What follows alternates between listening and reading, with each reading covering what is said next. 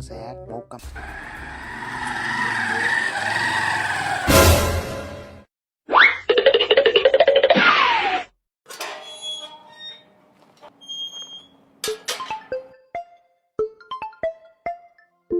Hello हजुर हजुर म यता रुममा खाजा खाएर आइहाल्छु है त हस् हस् हस्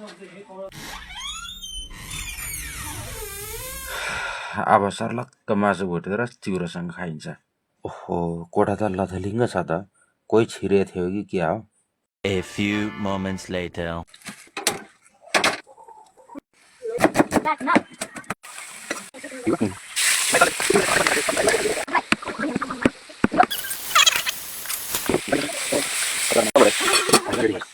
One eternity later.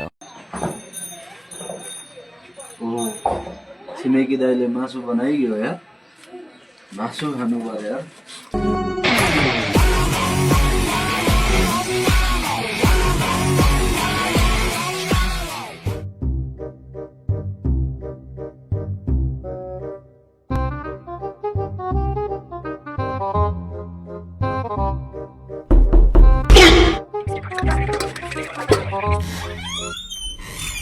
के हो दाइ यार, मासु बास्न आइरहेछ त, मासु बनाउनु भयो के हो? भाइलाई इन्भाइटै छैन त यार, के हो?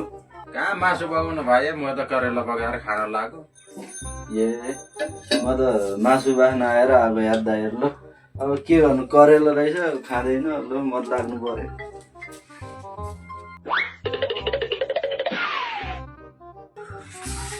मासु त कहाँ नपकाउनु, पकाएको नि मैले। मासुै छैन त के हो यो, कसले खाएछ त?